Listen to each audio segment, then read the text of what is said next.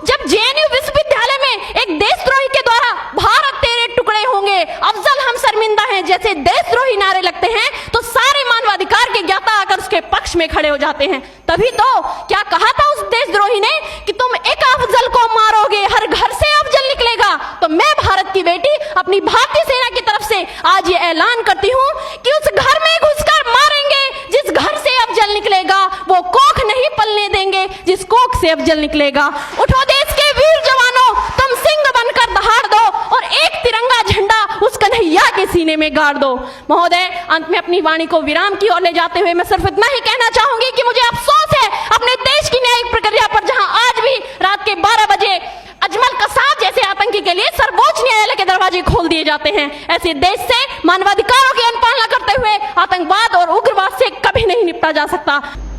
मानवाधिकारों के मंत्र को केवल मंचों पर ही मत गाओ, बल्कि इस मंत्र को अपने जीवन में अपनाओ। हिंसा की बातें करते हो मानवता के रखवालो, ये कौन सा सैनिक धर्म है, जरा हमें भी बतलाओ, जरा हमें भी बतलाओ।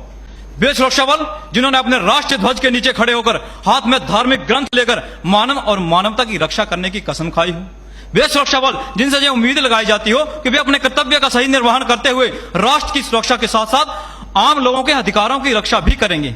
लेकिन ऐसे में मेरे विपक्षी साथियों के इस मंच पर खड़े होकर यह कहना कि आतंकवाद और उग्रवाद के खिलाफ संघर्ष में मानवाधिकारों का अनुपालन कर पाना असंभव है, तो फिर आम लोगों के अधिकारों की रक्षा करेगा कौन? माननीय अध्यक्ष महोदय, निर्णायक समिति, श्रोतागण व मेरे प्रतियोगी साथियों, मैं राइफलमैन बलवान सिंह, असम राइफल विषय के पक्ष में अपने विचार रखने जा रहा हूं।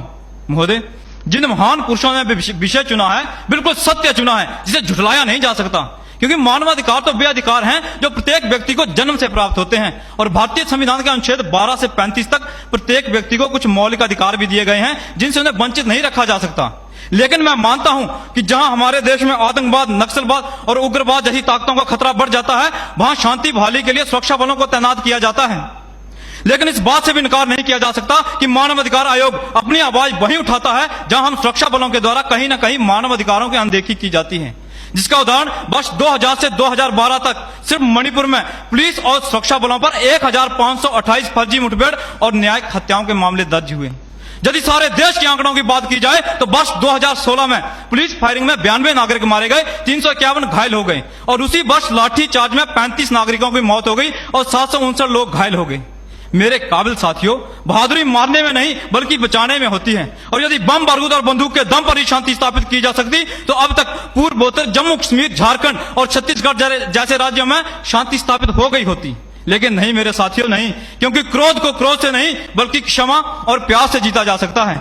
अमेरिका के पूर्व राष्ट्रपति अब्राहम लिंकन ने 4 वर्ष पुराने गृह युद्ध का अंत करने के पीछे केवल एक ही कारण बताया था। उन्होंने कहा था, आई destroy my enemies when I make them my friends. अतः यदि दुश्मन को हथियार की बजाय प्यार से जीता जाए तो वहां दुश्मनी हमेशा हमेशा के लिए समाप्त हो जाती है और लोगों के दिलों में बदले की भावना भी नहीं रहती, क्योंकि असली जंग तो लोगों के दिलों में लड़ी जाती है और लोगों के दिलों को मानव अधिकारों का हनन करके नहीं बल्कि मानव अधिकारों का सम्मान करके जीता जा सकता है। और जहां मानव अधिकारों का हनन होता है वहां पर बदले की भावना से पान सिंह तोमर और फूलन देवी जैसी मासूम महिला को भी खतरनाक डाकू बनने पर मजबूर होना पड़ता है। महोदय, अब मैं कुछ ऐसे उदाहरण पेश करूंगा जिनसे यह साबित होता है कि मानव अधिकारों का अनुपालन करते हुए आतंकवाद व उग्रवाद से प्रभावी तरीके से निपटा जा सकता है। सबसे पहले मैं 26/11 हमले का जिक्र करना चाहूंगा, जहां हमारे सुरक्षा बलों ने मानवता का पालन करते हुए 9 आतंकवादियों को मौत के घाट उतारा और एक अजमल कसाब को जिंदा पकड़ा। मेरे काबिल साथियों, यदि उसे पकड़ते ही मार दिया होता तो क्या अंतर्राष्ट्रीय स्तर पर हम पाकिस्तान को बेनकाब कर पाते? फिर बात चाहे सर्जिकल स्ट्राइक की हो या एयर स्ट्राइक की, दोनों ही मौकों पर केवल आतंकवादियों को निशाना बनाया गया, वहां के निर्दोष लोगों को एक खरोंच तक नहीं पहुंची। जब इस प्रकार की कार्रवाई हम दूसरे देश के अंदर घुसकर कर सकते हैं, तो क्या अपने ही देश के भीतर आतंकवाद से लड़ते समय मानवता का पालन करते हुए नहीं कर सकते? महोदय, जिन स्थानों पर हम कार्य करते हैं वहां हमें महत्वपूर्ण इलाकों के बारे में जानकारी चाहिए होती है, आपूर्तिजनक सहयोग चाहिए होता है, और ये मात्र तभी संभव है जब लोगों का भरोसा हमें मिले।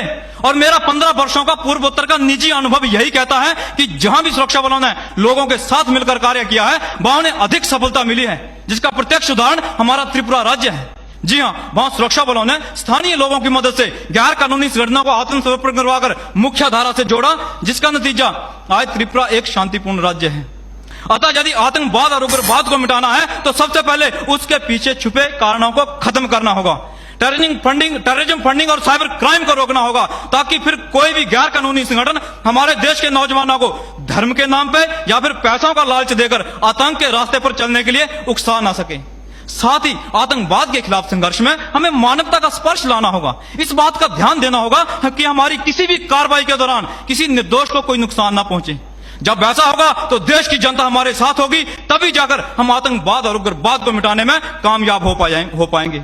अंत में मैं सिर्फ इतना कहना चाहूंगा कि क्यों ना एक ऐसा मजहब चलाया जाए जिसमें इंसान को इंसान बनाया जाए। क्यों ना एक ऐसा मजहब चलाया जाए जिसमें इंसान को इंसान बनाया जाए। आओ हम सब मिलकर करें एक ऐसा राष्ट्र तैयार जिसमें कायम रहे राष्ट्रीय सुरक्षा। सूरज पर है कालिक पोती, किया चांद का मुख काला, मानवता की हत्या का इतिहास घिनौना रच डाला। अब बंद करो ये हत्याएं, वरना शिव स्वयं डरेगा।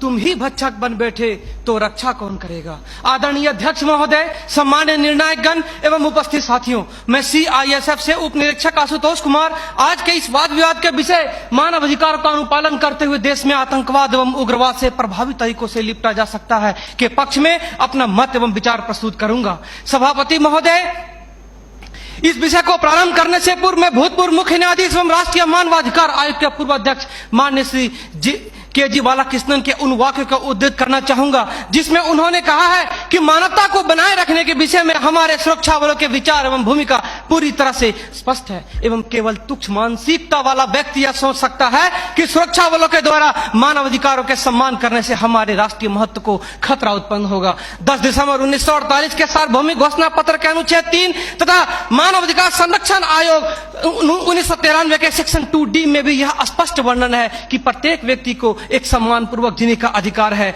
महोदय, राष्ट्रीय मानवाधिकार आयोग के पूर्व अध्यक्ष माननीय श्री JS वर्मा ने इसी मंच के माध्यम से सन 2001 में यह स्पष्ट किया था कि संविधान के अनुच्छेद 21 जो जीवन एवं स्वतंत्रता की गारंटी देता है उसे आपातकालीन स्थिति में भी निलंबित नहीं किया जाता तथा जो लोगों के हित के खिलाफ हो उसे उचित नहीं ठहराया जा सकता है। DK वसु बनाम बंगाल राज्य में माननीय न्यायाधीश ने भी यह स्पष्ट किया है कि सुरक्षा बलों के द्वारा गिरफ्तारी के समय में भी मानवाधिकार का उल्लंघन न हो, परंतु स्थिति आपके समक्ष है। वासुदेव कुटुंबकम एवं सर्वे भवन्तु सुखिनः विचारधारा वाला देश जहां आज नक्सल समस्या ने गंभीर रूप धारण कर रखा है। प्रश्न उठता है, ये नक्सली है कौन?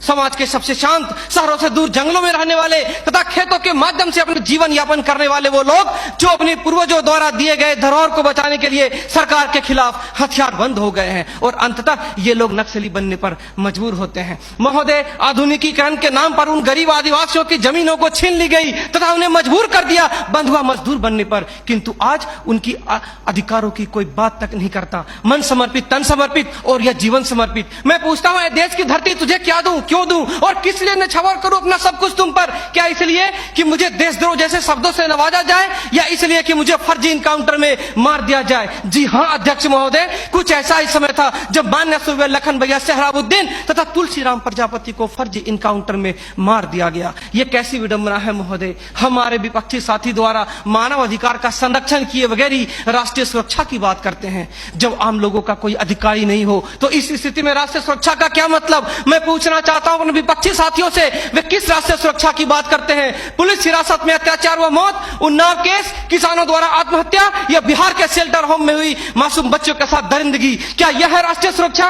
राष्ट्रीय सुरक्षा का अर्थ सिर्फ सीमा की सुरक्षा नहीं बल्कि सीमा के अंदर रह रहे व्यक्तियों की सुरक्षा से भी है। अपने हक को मांगे जाने पर लोगों को नक्सली तथा आतंकवादी करार दिया जाता है तथा यह सुरक्षा देने वाले पुजारी IPC की धारा 124A के तहत गिरफ्तार कर उन्हें देशद्रोह का मुकदमा चलाते हैं, फिर फर्जी इनकाउंटर में भी मार गिराते हैं। जबकि सुनील बत्रा बनाम दिल्ली प्रशासन में माननीय न्यायाधीश ने स्पष्ट किया है कि फर्जी इनकाउंटर हत्या के समान है।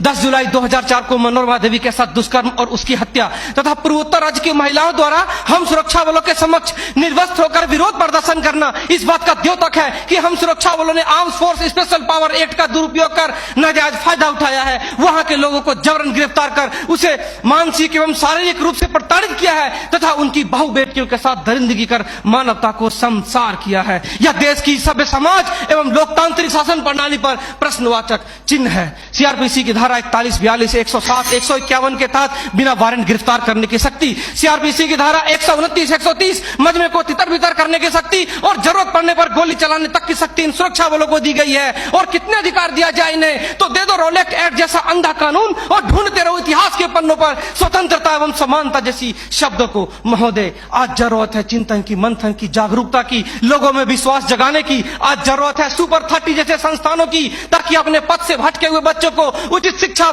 भोजन इत्यादि का प्रबंध कराकर उसे विकास के सही मार्ग से जोड़ सके।